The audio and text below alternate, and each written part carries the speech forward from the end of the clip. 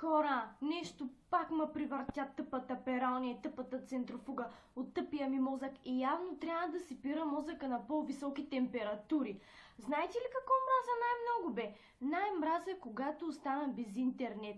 Искам да си бия рутера като кучил в земята, бе. Вие не разбирате ли? Направо като нямам интернет и почвам да пия. Какво да правя друго, освен да пия и да ходя по машинки и по еврофутболи?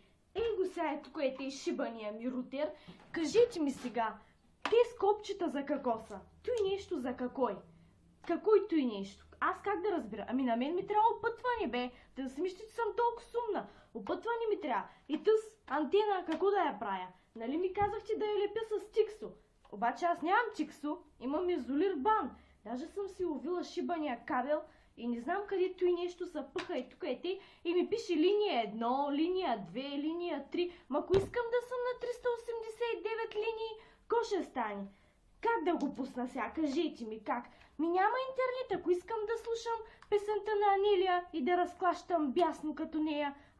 Аз една песен не мога да чуя вече. Как може такова с нещо? Гледайте сега, тук те състои нещо, какво ще фащам. Тъс антена за какъв хуе? За какъв хуе тъс антена?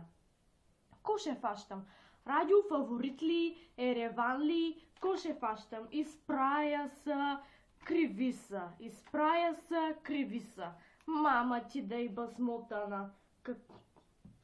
Значи, мразя като стана без интернет. Наистина, значи ще го фрасна и изобщо повече не искам да го виждам.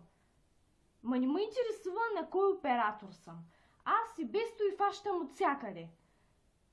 Само да се привъртя и хващам всичко. Какво ще се конвентира, бе? Какво ще се конвентира? Да ми се конвентира оня с работа. И бах му майката. Защо, бе? Какой той нещо? Гледай сега, той кой? Гледай, как са го нарисували, сигурно, че съм чилупа и че не мога да видя съм кьор кефал. Те ли? Той нищо не става. Той какой? Прилича на чадър.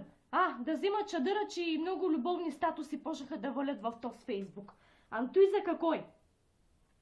Даже не мога и да го видя. Значи явно трябва да пина още малко, че да видя по-хубаво.